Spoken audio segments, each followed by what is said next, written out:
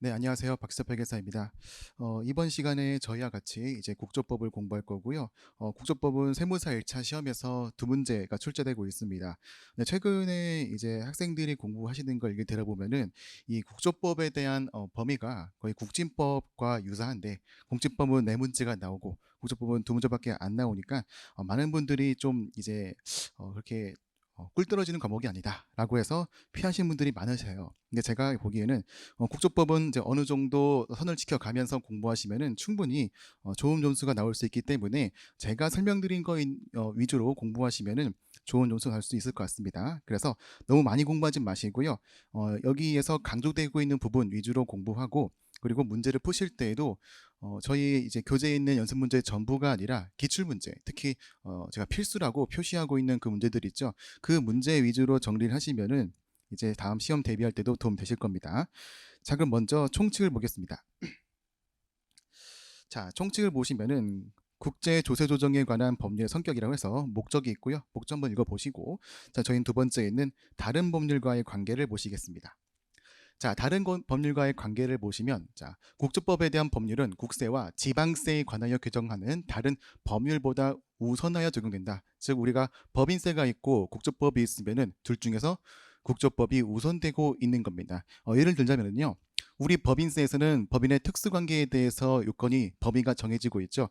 근데 특수관계인은 법인세에서는 7가지가 있는데, 저희 국조법에서는 또 국조법에도 그 법인에 대한 별도의 특수관계 요건이 있습니다. 이렇게 하나의 법인에 대해서 국조법과 법인세의 특수관계가 달리되고 있다면은 그때 우리는 국조법이 우선되어서 적용되고 있다. 그런 정도의 느낌으로 가져가실게요. 자, 그래서 원래 1번은 그렇고요. 그 다음에 2번을 보시면은 자, 국제거래대화는 소득세법 및 법인세법상 부당해산 부인 규정을 적용하지 아니한다. 자, 왜냐면 1번에서 보셨던 것처럼 우리 국조법이라는 것은 항상 법인세보다 우선되고 있는 거죠. 근데 이 국조법이 만들어지고 있는 취지를 보시면은 국제거래에서요. 그래서 우리나라의 법인이나 뭐 거주자가 있고, 그리고 외국에 있는 외국 특수관계인이 있는데 그 둘 사이에서 거래가 일어나고 있으면서 누군가가 손해보고 있는, 즉 국제거래에서의 부당해산 부인 같은 것을 하고 있는 그런 법들인 거예요. 따라서 국조법에서 부당해산 부인이 적용되고 있으면은 굳이 법인세나 소득세에서는 그런 규정을 적용할 필요가 없는 거죠.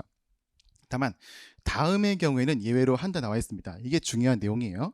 자, 그래서 국조법에서 무당행위가 적용되고는 있는데 이런 네 가지는요, 국조법에서 이제 이런 거래들에 대한 제재가 없기 때문에 그 다음 순위인 법인세와 소득세에서 이 내용을 따르고 있는 거예요. 자, 이 네 가지에 대한 컨셉을 보시면요, 보통 이런 겁니다. 우리가 국조법에서 제재를 가하고 있는 거래는 손익거래입니다. 손익거래예요. 즉, 내가 누군가와 거래해서 물건을 비싸게 사거나 싸게 팔거나 뭐 그런 걸 말하고 있는 거죠.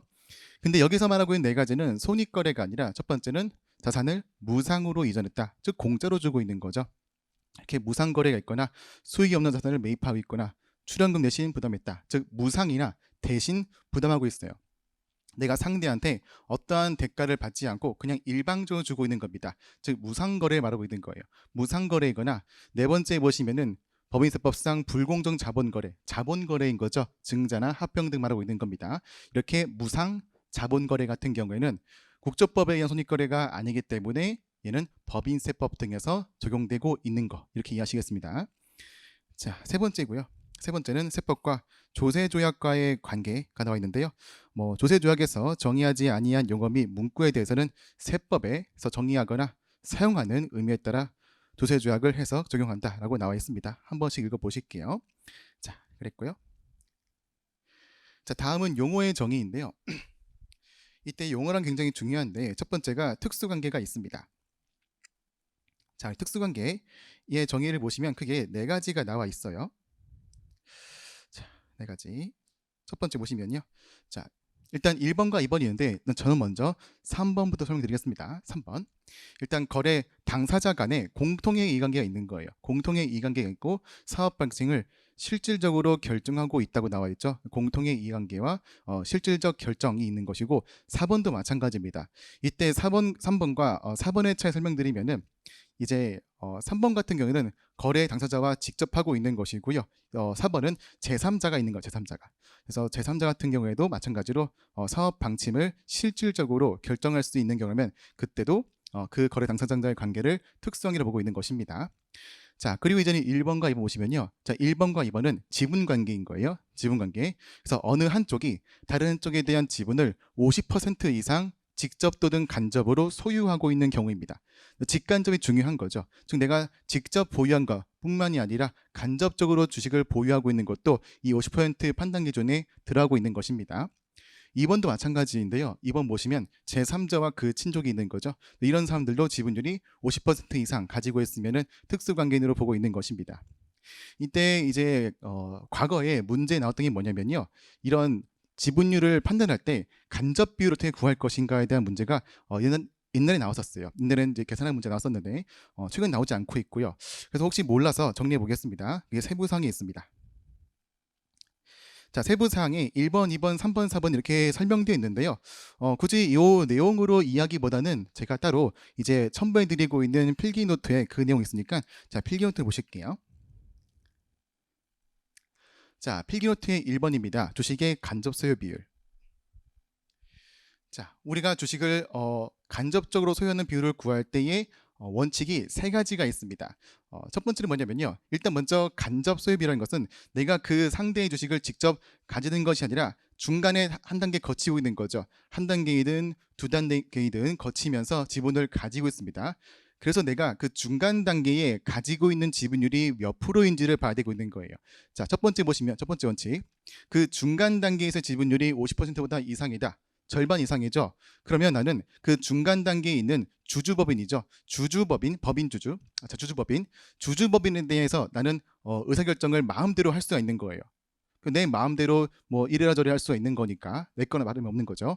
그래서 자, 주주법인에 대한 지분율이 50%보다 이상이다. 그러면 100%를 봅니다. 이때 100%를 본다라는 것을 세법에서는 1로 표현하고 있는 거예요. 1, 100%라는 겁니다.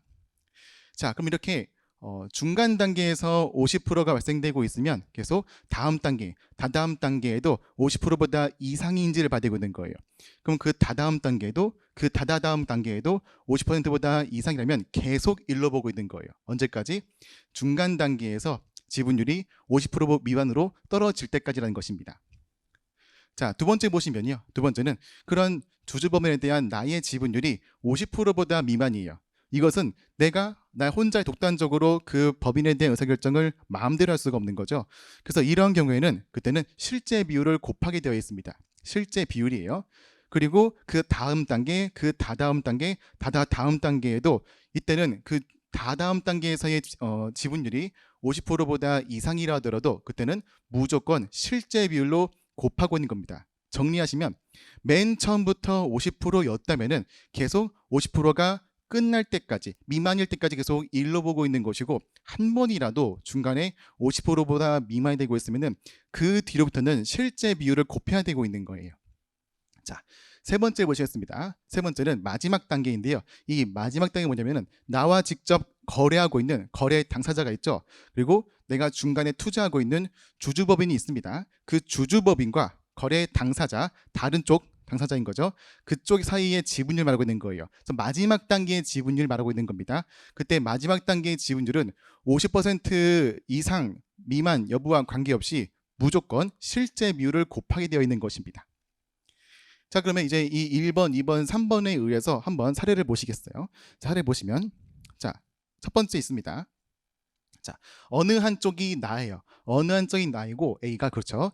그리고 A와 거래하고 있는 당사자가 C가 있습니다. 이제 그 A와 C에 대한 간접 비율을 구할 건데요. 이 A가 중간에 B라는 법인에 투자하고 있고 그 B에 대한 지분율이 50%가 있는 거예요. 50%가 있고요.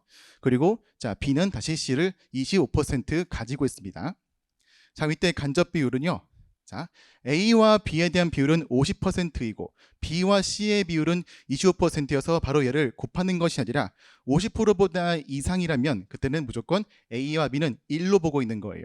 그래서 자, A와 B는 50%보다 이상이니 1로 보고 있는 것이고 그 다음 자, B와 C는 이 구조에서의 마지막 단계인 거죠. 즉 주주법인과 다른 쪽 법인과의 지분율이 25%입니다. 이때의 지분율은 무조건 그대로 곱한다는 거예요. 그래서 1 곱하기 25%라고 해서 간접 비율은 25%로 구할 수 있는 겁니다.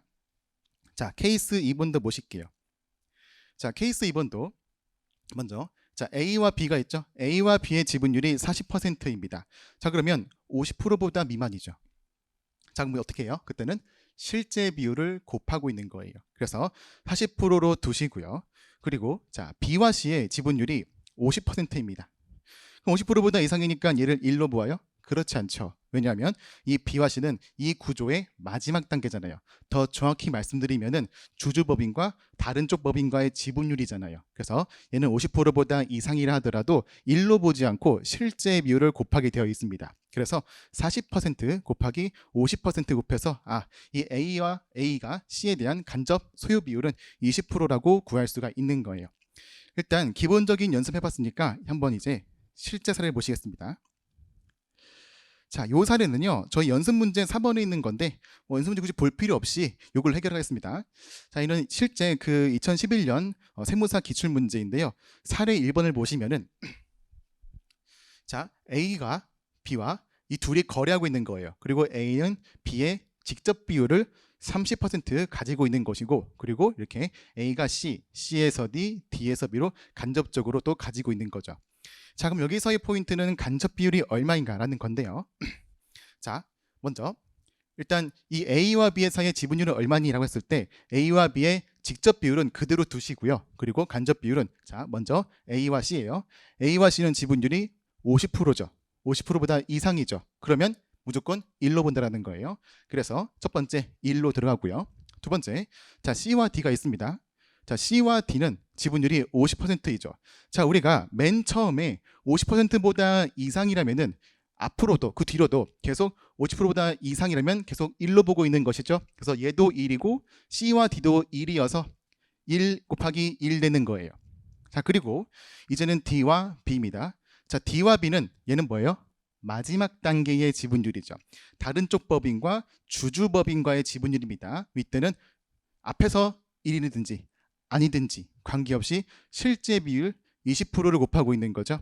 그래서 간접 비율은 1 곱하기 1 곱하기 20%여서 20%가 되고 있는 것이고, 따라서 전체 지분율은 50%가 되고 있는 겁니다. 이게 사례 1번이고요. 자, 두 번째는 사례 2번입니다. 자, 사례 2번도 일단 직접 비율은 똑같고요. 다만 간접 비율을 보실 건데요. 자, A와 C가 지분율이 20%예요. 50%보다 미만이죠. 그러면 어떻게 해요? 앞으로는 계속 실제 비율을 곱할 거예요. 그래서 첫 번째 비율은 20%이고요. 두 번째, 자, C와 D가 있습니다. C와 D는 앞에서 50% 이상이 아니었으니까 50% 미만이었으니까 C와 D는 아무리 50%보다 이상이더라도 실제 비율을 곱하고 있는 거죠. 그래서 50% 곱하고 있는 거예요. 자, 마지막 D와 B인데요. D와 B는 마지막 단계의 지분율이니까 그냥 그대로 곱한다. 50% 하면 되겠죠. 따라서 이때의 간접 비율은 20 곱하기 50 곱하기 50이어서 5%가 나오고 있는 것이고, 따라서 전체의 지분율은 35%로 구할 수 있는 겁니다. 그래서 이런 정도까지만 정리하시면은 거의 대부분 문제를 풀 수 있을 겁니다. 그래서 특수관계에 대한 간접 비율 판정은 이 정도로 하시고요. 돌아오셔서 자, 이제부터는 기타 용어를 좀 보실 건데요. 자, 첫 번째, 국제거래가 있습니다. 제가 써놨듯이 이 국제거래와 역외거래는 다릅니다. 역외거래가 정확히 말씀드리면 국제거래를 포함하고 있는 개념인 거예요. 그래서 역외거래는 이런 국제거래 말고도 국내의 어떤 납세 의무자끼리 국외에서 하고 있는 거래도 포함하고 있는 것이 역외거래인 거죠. 그래서 이때 국제거래의 정의가 뭐냐 했을 때 보시면요. 거래 당사자의 어느 한쪽이나 양쪽이 비거주자 또는 외국법인인데요. 그때 중요한 건 외국법인이어도 외국법인의 국내 사업장은 제외한다라고 나와 있습니다. 그래서 이런 당사자와 거래하고 있는 것들을 국제거래라 불러요. 자, 이런 내용들 좀 더 이해하기 위해서 제가 이제 필기 노트에 있는 2번 가볼게요. 자, 필기 노트 2번입니다. 국제거래에 대한 내용이에요. 자, 우리가 국내에 있고요. 국내에서 내국법인이 있고요. 내국법인, 그리고 국내에서 사업하고 있는 외국법인의 국내 사업장이 있습니다. 즉, 본점은 외국에 있지만 이제 우리나라에 진출해서 사업을 하고 있는 그런 걸 말하고 있는 거죠. 그리고 이 내국법인이 국외에서 장사하고 있는 내국법인의 국외사업장이 있고요. 그리고 또 외국법인의 국외사업장도 있는 거죠. 자, 이때 어떤 것을 국제거래를 보냐? 일단 힌트를 드리면요. 힌트는 관할 구역이 달라지고 있는 것이 국제거래인 겁니다. 한번 보시죠. 자, 내국법인과 외국법인의 국내 사업장이 있어요. 외국법인의 국내 사업장은 우리나라에서 일하고 있는 거니까 우리나라 세법에, 우리나라 세무서에 관할에 해당되고 있는 거잖아요. 그래서 이 둘 사이에 거래하고 있는 거는 국제거래가 아니라 일반적인 국내 거래인 거죠. 그래서 이 둘은 국제거래로 안 본다라는 거예요. 자, 그럼 두 번째, 내국법인의 국외사업장이 있습니다. 이 둘 사이의 거래는요, 내국법인 국외사업장이 아무리 국외에 있다 하더라도 얘는 내국법인의 일부에 불과하죠. 즉 내국법인의 국외사업장도 어떻게 보면은 관할이 한국 세무서를 벗어나지 않고 있는 거예요. 그래서 이 내국법인의 국내 사업장과 국외 사업장 사이의 거래도 국제거래를 보지 않습니다. 이제 또 법문구의 관점으로 설명드리면은 우리가 보통 국제거래라는 것은 양쪽 중에 한쪽이 외국인이어야 되고 있는 거예요. 근데 내국법인, 얘도 내국법이니까 양쪽 중에 어느 한쪽도 외국인이 아니기 때문에 국제거래를 볼 수가 없다고도 이해할 수 있어요. 자, 보실 건데 이제부터는. 자, 이제부터 내국법인이 있습니다. 내국법인이 있고 그리고 외국법인의 국외사업장이 있어요. 외국법인 국외사업장은 관할이 어디예요? 우리나라가 될 수가 없는 거죠. 얘는 외국에서 그 나라의 세법과 그 나라의 과세관청에서 담당하고 있는 겁니다. 그래서 이때 내국법인과 거래하고 있는 거는 국제거래로 볼 수가 있는 거예요. 자, 그리고요. 외국법인의 국내 사업장과 외국법인의 국외 사업장이 거래하고 있어요.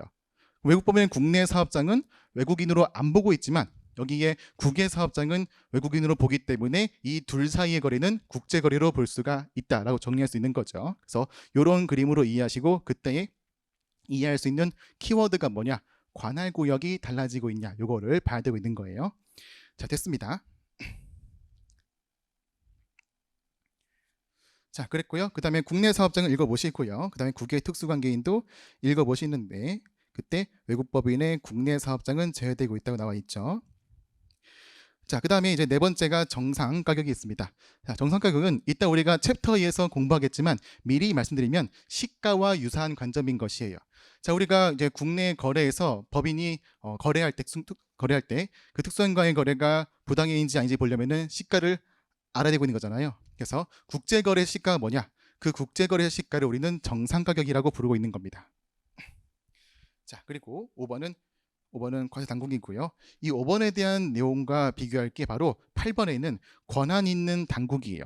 자, 과세 당국은 실제로 세금을 징수하고 있는 세무 행정을 하고 있는 관할 세무서, 지방국세청을 말하고 있는 거죠. 반면에 권한 있는 당국은요. 딱 보시면 기재부 장관이 있습니다. 즉 실제 어떤 세무 징수나 세무 행정 업무를 하는 것이 아니라 우리나라의 어떤 경제 정책이나 뭐 조세 조약이라든가 입법을 담당하고 있는 것이죠. 그래서 둘이 다른 기관이라는 것이에요.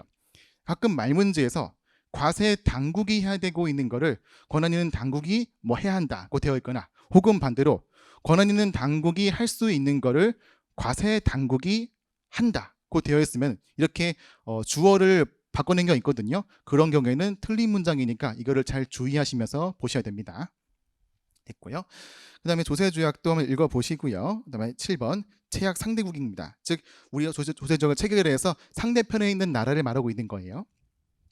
자, 그리고 9번째가 상호합의 절차에 있고요. 이 상호합의는 나중에 우리가 챕터 6에서 다룰 내용입니다. 굉장히 중요한 내용이 한데요. 뭐 미리 말씀드리면은 이제 어떤 우리나라와 미국 혹은 우리나라와 영국 사이에서 어떤 조세의 이슈가 생기고 있는 거예요. 그래서 이것을 어떻게 과세하고 조정할 것인가에 대해서 우리나라에 있는 권한 있는 당국과 상대방의 그 동등한 그 기관이 협의를 해가지고 어떻게 과세를 할지를 합의를 하고 있는 것이죠. 그걸 상호합의라고 부르고 있는 것입니다. 뭐 그런 정도로만 이해하시고요. 세부적인 내용은 이제 챕터 엮여서 공부하겠습니다. 자, 그리고 그 다음은 실질과세입니다. 이 국제거래 실질과세는 한번 읽어보실게요. 근데 읽어보시면 아시겠지만 국기법에서 말하고 있는 우리 국기법에서의 실신근조 기억나시죠? 거기에 실질과세와 동일한 내용입니다. 그래서 첫 번째 귀속자, 두 번째 거래 내용, 세 번째 우회거래에 대한 내용들을 똑같이 담고 있습니다. 그래서 국기법과 같다라고 정도 보시고 넘어가실게요. 자, 됐고요. 이제부터는 챕터 2를 보시겠습니다.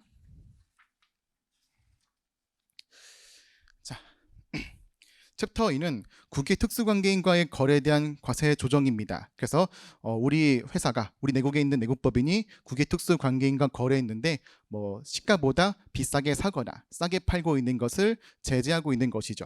자, 그러면 그때 뭐를 기준으로 비싸게 샀다 혹은 싸게 팔았다 할 수 있을까요? 바로 정상 가격을 알아내고 있는 겁니다. 정상 가격. 정상 가격은 우리 법인세의 시가 같은 느낌이다라고 기억하시고요. 자, 그럼 여기에서 이때 1번과 2번은 중요하지 않습니다. 넘어가시고요. 우린 3번에 있는 정상 가격의 산출이라는 내용을 좀 가보실게요. 그래서 이 시가라는 것을 어떻게 산출할 것인가 라고 나와 있는 거예요. 자, 근데 그러한 방법들이 전체 그 다음 페이지에 표가 나와 있습니다. 자, 그래서 세법은 이제 1번부터 5번까지에 대해서 가장 합리적인 방법으로 계산한 것으로 한다되어 있는 거예요. 그래서 첫 번째 기본적으로 납세 의무자가 우리 그 국외 특수관계에 있는 뭐 국외에 있는 자회사, 모회사와 이렇게 거래하고 있는데 이런 근거에 의해서 우리가 뭐 금액을 얼마만큼으로 하고 있습니다라고 신고하는 것이 원칙이 되고 있는 겁니다. 그리고 세무서가 그걸 보기에도 타당해 보여요. 그러면 그 금액에 대해서 우리는 정상 가격으로 인정했습니다. 미거래에 대해서 아무런 문제가 없습니다라고 할 수 있는 거죠.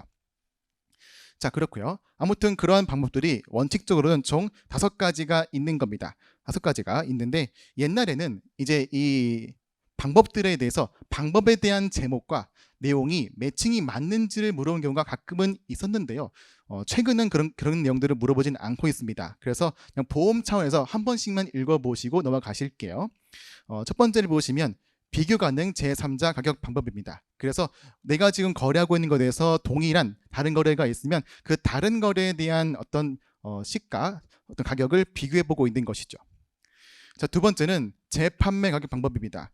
뭐 실무에서는 이제 외제차의 판매가 이렇게 되어 있는 게 많아요. 예를 들어서 이제 우리나라에 외제차 딜러가 있죠. 외제차의 딜러가 어디 뭐 독일에 있는 차를 수입하고 있는데 그때 수입했을 때의 금액에다가 우리가 얼마의 금액을 얹어서 팔고 있는지를 보고 있는 것입니다. 그랬고요. 자, 그다음 세 번째가 원가 가산인데요. 일종의 뭐 마크업 같은 건데 뭐 이런 겁니다. 원가의 일정을 구하고 있는 것이죠. 그래서 뭐 판매 가격 기준, 원가 기준으로 시가를 구하고 있다. 이렇게 기억하시고요.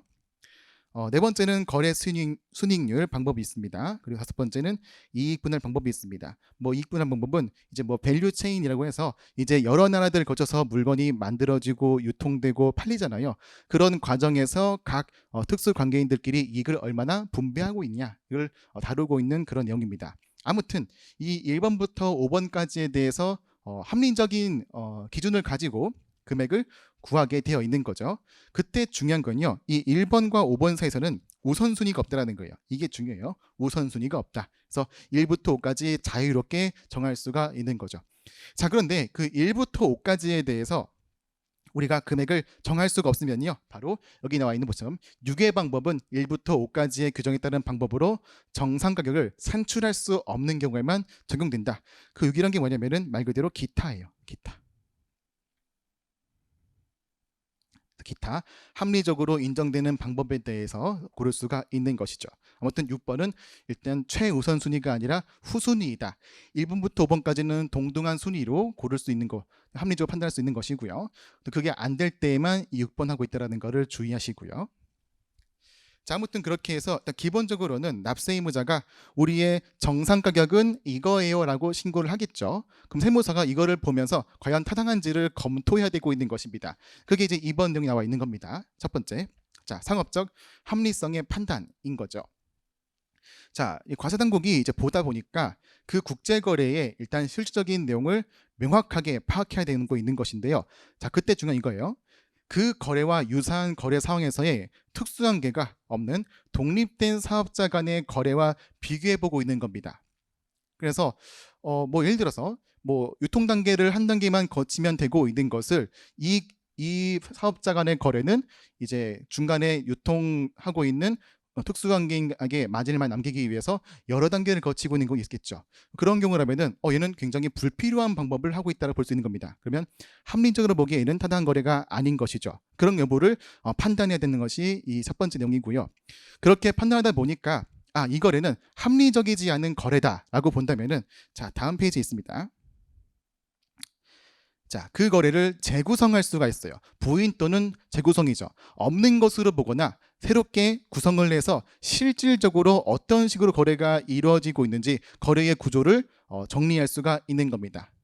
그래서 이제 합리적이지 않는 뭐 거래 구조를 가지고 거래에서 조세를 회피하거나 혹은 세금을 덜 내고 있는 그런 거죠. 그런 거를 방지하고 실질에 맞게 과세하기 위해서 이런 부인 또는 재구성을 할 수 있다라고 나와 있는 것이 이 내용입니다. 한번 읽어보시고요.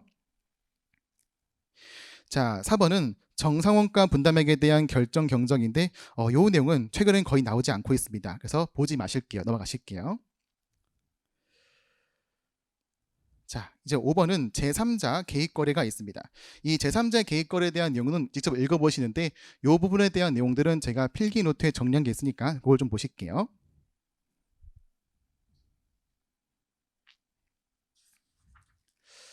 자, 우리 제3자 개입거래가 뭐냐면 이런 겁니다. 자, 거주자가 있어요. 자, 거주자가 원래는 국의 특수관계인과 거래해야지만 이러한 국조법이 적용되고 있는 거죠. 근데 지금은 그 특수관계인과 직접 거래한 것이 아니라 제3자와 거래하고 있는 겁니다. 즉, 이 거주자와 제3자는 특수관계가 없는 거예요. 근데 알고 보았더니 이 거주자가 요 거래에 대해서 국의 특수관계인과 지금 첫 번째 사전계약을 맺고 있습니다. 즉, 얘와 거래하기 전에 우리가 뭐 금액을 얼마로 하자, 뭐 몇 월 며칠에 뭐 인도하자 그런 계약이 있는 거죠. 그리고 두 번째, 거래 조건이 실질적으로 결정되어 있어요. 그래서 사실상 제3자는 껍데기에 불과한 거죠. 실질은 거주자와 국의 특수관계인이 거래하고 있는 겁니다. 따라서 이제 요 1번과 2번의 요건이 모두 충족되고 있으면 이제 그 거주자와 제3자 간의 국제 거래에 대해서 국조법을 적용하고 있는 겁니다. 그래서 이 거래가 적절한지를 정상경을 통해서 판단하고 있는 것이죠. 이게 제3자 개입 거래입니다. 자, 그러면 다시 읽어볼게요. 그래서 거주자가 국의 특수 관계인이 아닌 자와 거래를 할 때에도 이제 1번과 2번 사전 계약이 있을 것, 그리고 2번 그 거래의 조건이 실질적으로 결정될 것이라면요. 그때는 그 거래에 대하여 정상 가격 및 정상원가 분담 규정을 적용한다 나와 있습니다. 자, 그리고 두 번째 보시면 상계 거래의 인정이에요.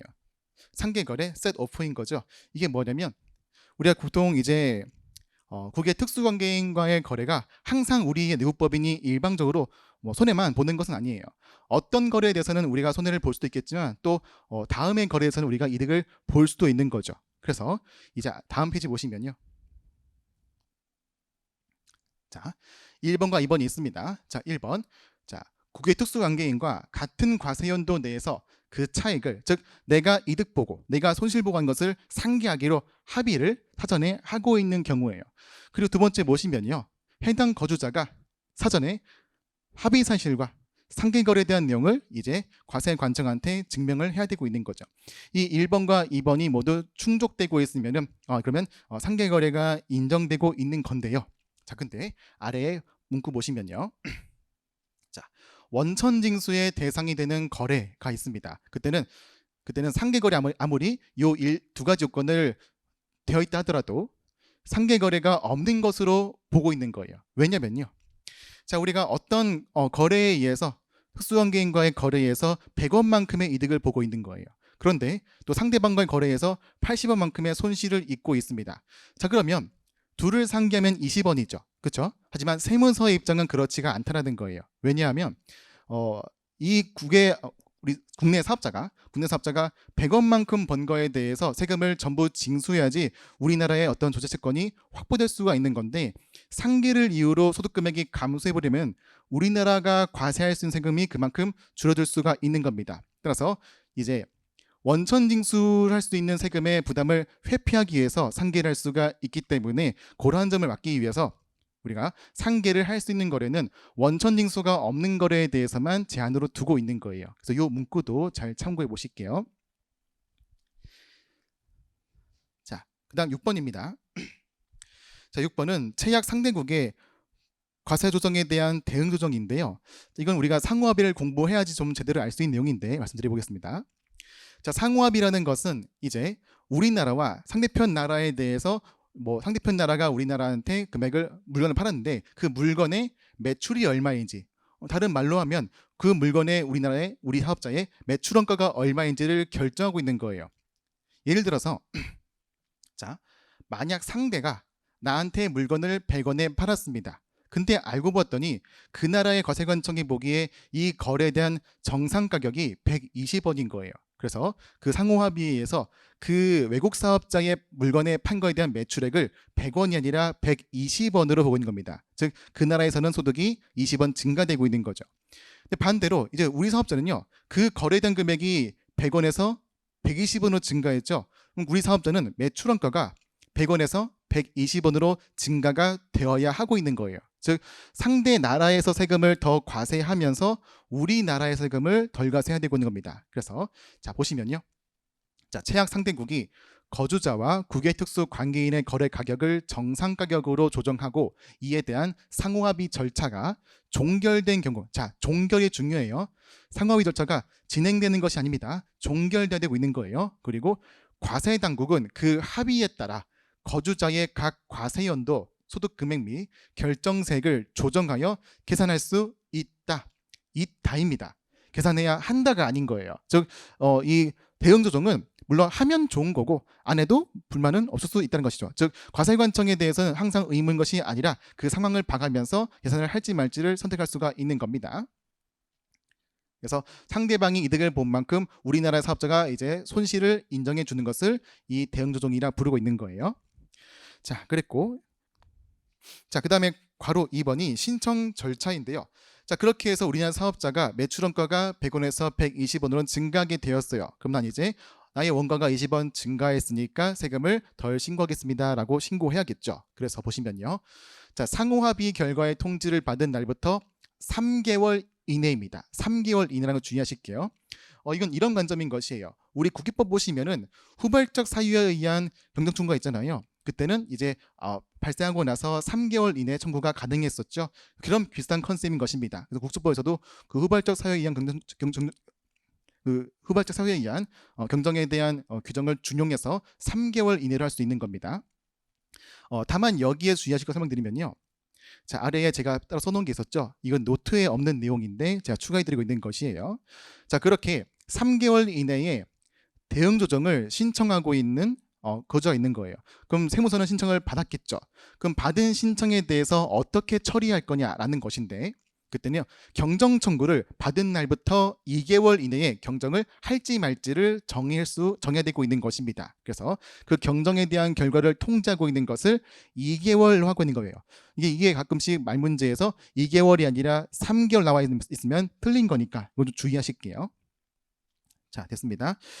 자, 그 다음은 7번은 이제 그렇게 정상 가격에 의한 소득 처분 및 세무조정에 대한 내용입니다. 자, 첫 번째, 자, 입금 선입액의 반환 여부예요. 이건 뭐냐면요, 자, 우리 정상 가격 조정에 의해서 내가 상대한테 이제 내가 만약에 뭐 120원짜리의 물건을 100원에 팔았다라고 판정이 되고 있는 겁니다. 그럼 나는 20원을 손해보고 있는 것이죠. 이게 만약에 법인세였다면은 바로 부당이산 부인이 인정되어서 20원만큼 사회 유출로 처리가 되었겠지만, 국수법은 이제 우리가 상대한테 20원을 덜 받은 게 있으니 덜 받은 것만큼 이제 거주자 네가 돈을 받아와라라는 기회를 한 번 주는 것입니다. 그래서 그 20원을 받아오고 있으면은 아무런 문제가 없는 것처럼 인정해 줄게라는 게 여기 내용인 거예요. 자, 그래서 자, 내국법인의 입금에 산입된 금액이 이제 국외 특수관계인으로부터 내국법인에 반환되었는지 여부를 확인하기 전까지는 임시유보로 처분한다. 이때 임시유보는 유보가 아니에요. 유보와의 차이점은, 유보는 우리가 자적을표에 기재되고 있는 처분이라면 임시유보는 그 어디에도 기재되지 않고 일단 남겨놓고 있는 것입니다. 그래서 자, 과세당국은 임시유보로 처분하고 있는 경우 그 사실을 임시유보 처분 통지서에 의하여 이제 통지를 해야 된다고 나와 있는 것이고요. 자, 그러면 이제 그렇게 임시유보가 처분되고 있는 것은 우리가 납세 의무자가 돈을 받아야 되고 있는 것이에요. 자, 그런데 이제 2번을 보시면요, 다음의 경우에는 임시유보로 처분하지 아니하고 입금에 산입된 금액의 반맥이 반환된 것이 확인되지 않은 경우와 동일하게 처분하거나 조정한다고 되어 있죠. 이 말은 뭐냐면 내가 20원을 받아와야 되는데 받아오지 못한 것처럼 본다라는 것이에요. 자, 그 중에 하나 보시면 기억 보실게요. 기억 보시면 해당 내국법인이 이전 소득금액 처분 요청서를 제출한 경우입니다. 이 요청서가 뭐냐면요. 내가 상대한테 받을 게 20원이 있지만 저 그거 못 받아요. 포기할래요. 포기할 테니까 알아서 해주세요. 라고 항복하고 있는 거예요. 자, 그래서 그런 요청서를 쓰고 있다면은 더 이상 그 임시보를 둘 필요가 없는 거죠. 그래서 반환받지 아니한 것을 모아서 뒤에 나와 있는 그 처분들을 하고 있는 것입니다. 자, 나머지 니은, 디귿, 리을을 한번 직접 읽어보시고요. 자, 그리고 괄호 2번이 입금선입액의 반환이란 것이 있는데 뭐 그런 게 있다 정도로 아시면 될 것 같습니다. 받았으면은 이제 별일 없는 거예요. 그래서 내가 100원에 팔아서 20원 덜 받았는데 20원을 받고 있는 거니까 나는 120원을 판 것과 마찬가지인 거죠. 아무런 문제가 일어나지 않고 있는 겁니다. 그래서 없던 일로 한다는 것이요. 그럼 그 정도로만 보시고 넘어가시고요. 자, 중요한 건 3번에 있는 입금선입액의 미반환입니다. 자, 우리가 받아야 될 돈을 받지 못하고 있는 거예요. 그럼 받지 못했을 때 어떻게 처리할 것인가라는 거죠. 그때의 경우가 세 가지가 있습니다. 첫 번째, 자, 나와 국외 특수관계인이 거래하고 있는 거예요. 그 둘이 거래하고 있는데 내가 그 특수관계인이 주주인 겁니다. 즉 내국법인이 출자하고 있는 거예요. 내가 국외회사에 출자해서 내가 주주가 되고 있는 거고 상대방은 우리 회사의 피투자법인이 되고 있는 것이죠. 자, 그러면 내가 상대한테 받지 못한 것만큼 어떻게 보고 있냐? 그때는 내가 가지고 있는 그 피투자 국외 특수관계인의 나의 주식의 장부가액이 증가된 것을 보고 있는 거예요. 즉 우리가 이제 이런 분계가 추가되고 있는 거죠. 대변에는 우리가 덜 받은 것만큼 이익이 증가하고 차변에는 우리가 덜 받은 것만큼 주식 장부가액이 증가되고 있는 겁니다. 따라서 이런 경우에 세무조정은요, 입금 선입하고 처분은 유보가 되고 있는 거죠. 그만큼의 출자 지분, 주식의 장부가액이 증가되고 있다고 하고 있는 겁니다. 자, 두 번째 보시죠. 두 번째는 국외 특수관계인이 보시면 우리 회사의 주주예요. 반대인 거죠. 그래서 우리 회사가 설립되면서 국외 특수관계인이 나한테 출자한 게 있다라는 것입니다. 그럼 나는 이제 피투자 회사이고 국외 회사는 주주인 거죠. 그때 둘이 거래해서 내가 받아야 될 것을 안 받고 있는 거예요. 그럼 국외 특수관계인은 줘야 될 것을 안 주고 있는 거죠. 그러면 국외 특수관계 입장은요, 120원을 줘야 되고 있는 것을 20원을 안 주고 있으니 20원만큼 돈이 굳은 거죠. 돈이 굳은 것만큼 우리 내국법인이 상대방한테 배당을 준 것처럼 본다는 것입니다. 따라서 사회유출 중에서 배당으로 처분되고 있는 거예요. 자, 3번입니다. 3번은 1번과 2번이 아닌 나머지 케이스인데요. 제가 사례로 설명드린 것이 바로 국외 자매회사입니다. 자, 이게 어떤 내용인지를 한번 필기 노트로 정리해 볼게요. 자, 보시면 일단 자매회사는요, 우리 같은 모회사를 모시고 있는 같은 계열사에 있는 동일한 순위에 있는 회사를 말하고 있는 겁니다. 이때 우리가 자, 갑과 A는 사실은 같은 계열사에 있지만 서로 지분을 가지고 있는 것은 아니에요. 그래서 둘이서 일단 국제거래하고 있는 거죠. 지분은 없지만 아무튼 같은 계열사 내니까 특수관계인 것은 맞습니다. 자, 그런데 내가 A와 거래해서 이 갑법인이 손실을 보고 있다. 그러면 실제로는 갑이 A한테 그만큼의 이득을 주고 있는 거죠. 그래서 이득을 주고 있지만 그 이득을 주고 있는 구조가 사실은 알고 보았더니 갑이 국외 모회사한테 배당을 주고 국외 모회사는 받아온 배당으로 A한테 준다고 보고 있는 것입니다. 즉 실제로는 갑과 A, 즉 자매회사끼리 거래하고 있지만 세법은 이것을 갑이 국외 모회사한테 그만큼의 이득을 배당으로 줬다 보고 있는 거예요. 그래서 직접 그 주주와의 거래한 것은 아니지만 주주와 거래한 것처럼 보아서 처분을 배당으로 하고 있는 겁니다. 자, 그랬고요. 그 다음에 네 번째 보시면요. 네 번째, 감액 조정입니다.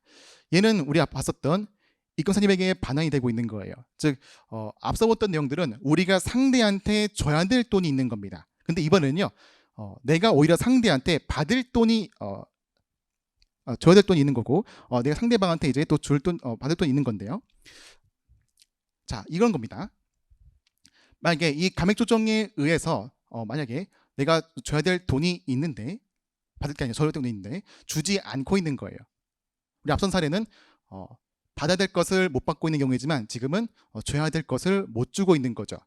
자, 그러면 이제 우리 세무서 입장을 보시면요, 우리 세무서는 원래 뭐 세법대로 한다면은 우리나라의 회사가 특수 관계인한테 내가 이득을 부당하게 본 것만큼 이득을 돌려줘야 하고 있지만, 사실은 안 주더라도 뭔가 좀 기분이 나쁘진 않아요. 왜냐하면 우리나라 회사가 돈을 번 거를 그대로 돌려주려면은 그만큼의 외환이 유출되고 있는 거죠. 그래서 최대한 안 주는 것이 오히려 좋다라고 볼 수가 있는 겁니다. 그래서 이렇게 감액 조정을 하고 있는, 그래서 우리가 줘야 되고 있는데 안 주는 경우라면 그때 보시면요, 자, 내국법인은 입금에 산입하지 아니하는 소득으로 본다고 나와 있죠. 즉 뭐냐면 이게 옛날 표는 2월 입금이죠. 즉 이미 과세된 금액으로 모아서 과세하지 않겠다라는 거예요. 과세를 안 하고 있는 것입니다. 즉 내가 특수관계인과 시가대로 거래하지 않고 비싸게 물건을 팔고 있는 거예요. 비싸게 팔아서 이득을 남겼는데 그걸 돌려주지 않더라 하더라도 그 차이에 대해서는 세금을 과세하지 않겠다고 하는 겁니다. 즉 외환을 지키고 있으니 그것만으로도 훌륭하다, 이런 관점이라는 거예요. 그래서 법인도 그렇고 거주도 마찬가지인 거죠. 그래서 거주도 줘야 될 돈을 안 주고 있으면은 그때는 소득 금액으로 보지 않는다고 되어 있습니다. 그래서 아무튼 결과적으로는 감액 조정하고 있는 것을 주지 않고 있으면은 결론은 뭐다? 과세하지 않는다라고 정리할게요. 자, 2.2번은 사전 승인입니다. 다른 말로는 APA라고 표현이 되고 있어요. APA예요. 이게 뭐냐면요, 이제 우리 회사, 이제 외국 법인들이 국외 특수관계인과 거래를 많이 하겠죠. 그럼 거래할 때마다 이 거래가 이 정상 가격이 맞는지, 즉 이것이 정상 가격을 초과하고 있는 잘못된 거래가 아닌지 항상 노심초사하면서 거래할 수밖에 없어요. 그래서 이런 거를 방지하기 위해서 어떻게 하냐면은 거래하기 전에 세무서한테 미리 가서 나 이제 누구 법인이랑 거래할 건데 이 가격에 근거해서 이제 이런 정상 가격으로 거래할 것이다, 이게 타당한지를 한번 봐달라라고 해서 미리 승인을 요청할 수가 있습니다. 이런 것을 사전 승인제도 혹은 다른 말로 APA라고 부르고 있는 거예요. 자, 그러면 일단 사전 승인 신청의 심사를 보시면요, 국세청장은 승인 신청을 심사할 때 신청인이 동의하는 경우에는 신청인과 중립적인 관계에 있는 전문가를 지정하여 검토 의견을 참고할 수 있다고 나와 있고요. 읽어보시고요. 그 다음 세 번째를 보시면요, 절차에 따른 구분이 있습니다. 우리 APA는 크게 두 가지가 있습니다. 첫 번째는 쌍방 AP라 해서 그 해당되고 있는 다른 나라에 있는 이제 당국과 직접 상호합의를 하고 있고, 상호합의에 의해서 이 정상 가격이 타당합니다라고 결론을 내리고 있는 것이에요. 바로 쌍방 APA가 있는 거죠. 자, 두 번째는 일방적인 사전 승인, 즉 일방 APA가 있습니다. 쌍방은 양쪽 국가에서 그 가격을 정하는 것에 반해서 일방 APA는 우리나라에서 일방적으로 정하고 있는 것이에요. 상대방에 대해서 그 의사를 물어보지 않고 있는 겁니다. 자, 일방 APA는 언제 할 수 있냐 보시면요, 상호합의 절차를 거치지 않을 것을 신청하거나 혹은 상호합의가 중단된 경우에 신청할 수가 있습니다. 그리고 이 일방 APA는 신청이 되어 있으면요, 2년 이내에 그 국세청장이 승인 여부를 결정해야 되고 있습니다. 그래서 가능하다면은 이 쌍방 APA가 좋지만 그게 안 되는 상황이라면은 쌍방이 아니라 일방으로 신청하고 있는 것이고, 그리고 2년 내에 신청을 해야 되고 있는 거예요. 자, 그리고 4번을 보시면요, 소급 적용입니다. 자, 우리가 이제 뭐 사전 승인 제도에 의해서 정상가가 얼마인지를 알아냈잖아요. 그러면 그 거래에 대해서 우리가 옛날에 사실은 또 거래한 게 있는데 그 옛날에 거래한 것도 지금 정하고 있는 정상가격으로 할 수 있을까요? 라고 신청을 하고 있는 거예요. 즉 지금 이제 인정받은 가격에 대해서 소급으로 할 수 있다는 것이죠. 그때 중요한 건 소급 기간입니다. 첫 번째는 쌍방 APA죠. 쌍방 APA 같은 경우에는 그때는 역외거래에 대한 부가제적 기간이 적용되어서 7년만큼이 되고 있는 것이고요. 일방 APA는 일방적인 경영청구 제도의 기간을 따라서 5년만큼을 소급할 수가 있습니다. 그래서 7년, 5년 소급 가능하다, 이렇게 정리하실게요.